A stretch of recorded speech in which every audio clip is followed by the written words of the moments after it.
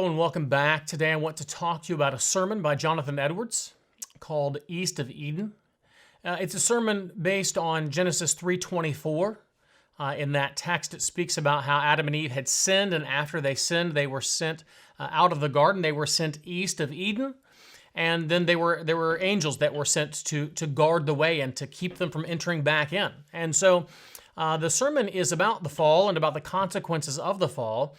And Edwards begins the sermon by thinking about how wonderful it was in the garden, how wonderful it was for Adam and Eve to have fellowship with God. Really, honestly, chief among the wonderful things that Adam and Eve had was they had close fellowship with the greatest being imaginable. There's no being greater than God, and Adam and Eve had fellowship, communion with God. And in this communion, there was joy. They had joy in their communion with God. They also had every need of theirs, every need they could ever have was met. God met their spiritual needs, and He met their physical needs. In that situation, they enjoyed a holy God.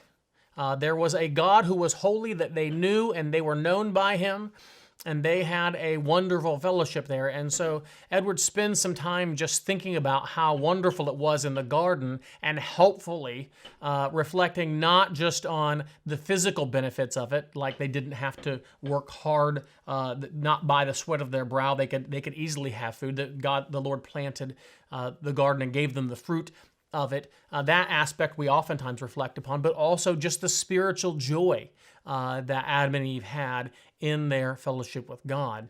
And so this is a good way for us to think about how wonderful it must have been for Adam and Eve in that particular situation. And then once we reflect on the wonders and the glories and the joy of the garden, Edwards then moves to what was lost in the fall. And what was lost in the fall was then first primarily that fellowship they had with God. That joy-giving fellowship they had with God had been broken.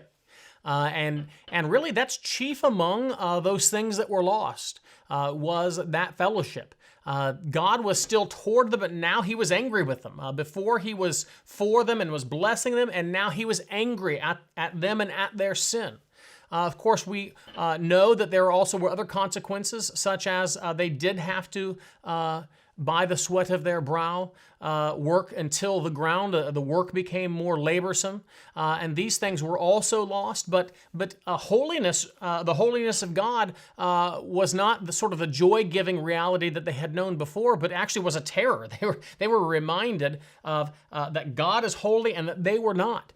And so many of the attributes of God were then seen in a little different regard. Not only was God then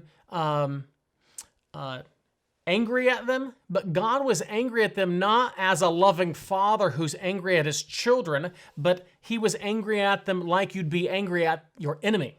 And that is very terrifying.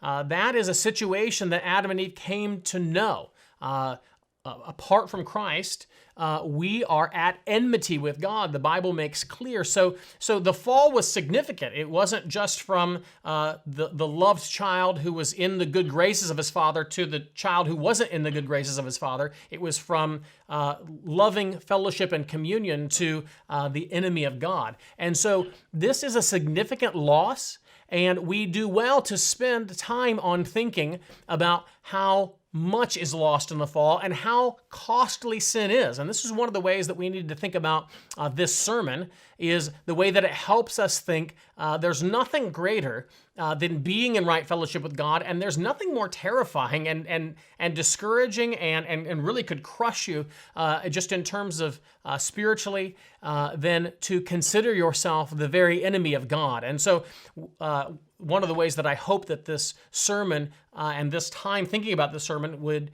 work in our hearts is to help us see how costly sin is and hate sin, that we might begin by God's help to put that sin away.